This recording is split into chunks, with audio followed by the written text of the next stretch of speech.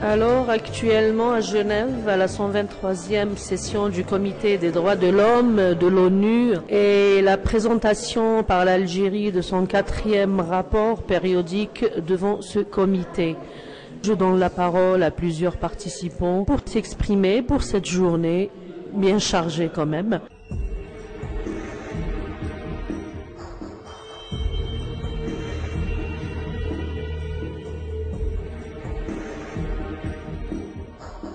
Nous sommes pour la plupart des experts, pas forcément des juristes, mais des experts.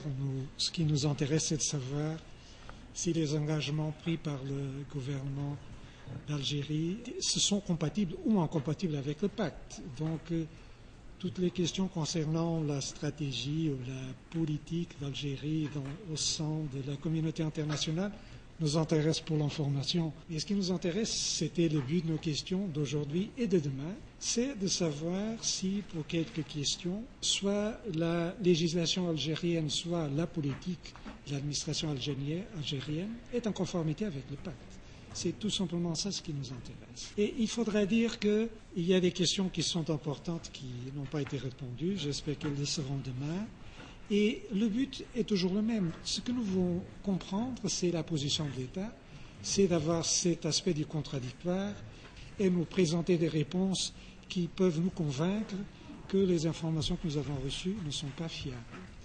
Mais il faut là dire que pour plusieurs questions qui ont été soulevées, les réponses qui ont été fournies nous restent un peu sur notre faim. Donc j'espère que cette soirée soit, disons, inspiratrice et pour la délégation et pour les membres du comité, pour que demain matin nous puissions engager notre dialogue d'une façon plus approfondie et surtout en couvrant plus les détails. C'est ce qui nous intéresse. Merci. Donc nous sommes plusieurs délégations qui sommes venues ici à Genève pour assister à l'examen de l'Algérie par le Comité des droits de l'homme qui vient de se terminer ici juste avant.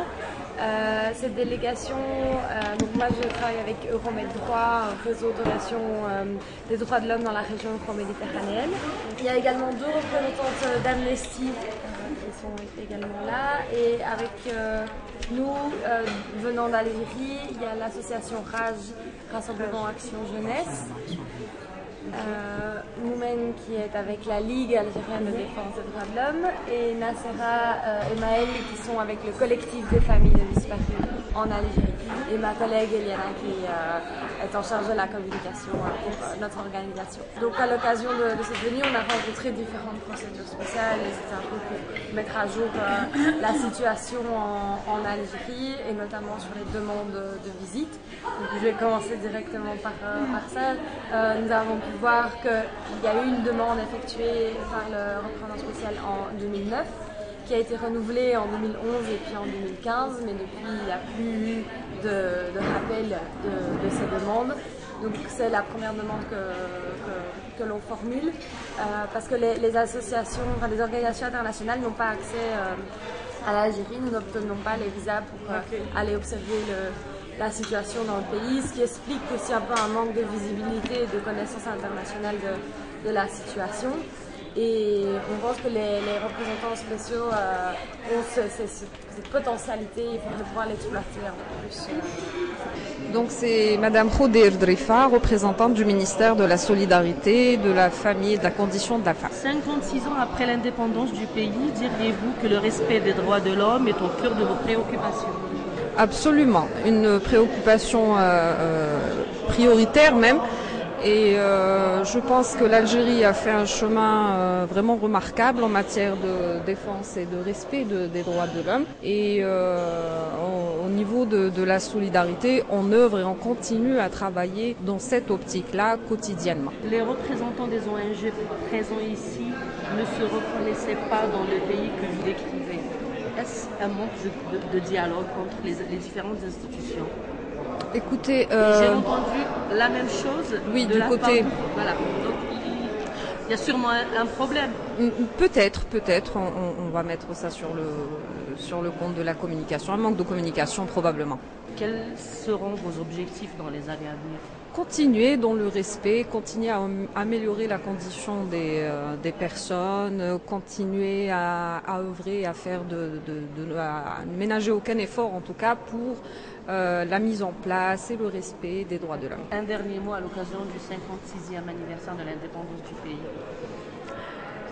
Je souhaite, oui, alors c'est la fête nationale, donc je souhaiterais une bonne fête à l'ensemble du peuple algérien et je l'encourage à continuer, à rester solidaire, que chacun œuvre de son côté pour le développement et pour l'amélioration et pour l'image de l'Algérie. Je peux vous poser deux questions ou pas? Bien sûr, allez-y. Ah bah c'est super. On pensait que vous allez refuser. Non, mais pour être honnête. Non, oui, mais écoutez, je représente la délégation algérienne au niveau du comité des droits de l'homme. Je suis là pour soutenir le rapport Algérie à travers la délégation qui est là, ici présente. Les représentants des ONG présents ici ne se reconnaissent pas dans le pays que vous décriviez. Vous avez fait état d'un pays quand même qui respecte tous les droits d'homme. Et contrairement aux ONG présentes ici, elles ne se reconnaissaient pas dans le pays que vous décriviez. Vous n'avez qu'à lire pratiquement et faire l'analyse de tous les textes qui ont été promulgués. Les évolutions et les garanties en matière de droits de l'homme sont immenses. Moi, je dirais que c'est une révolution qui a été apportée au niveau des textes, au niveau des libertés, de la protection des libertés, du monde associatif.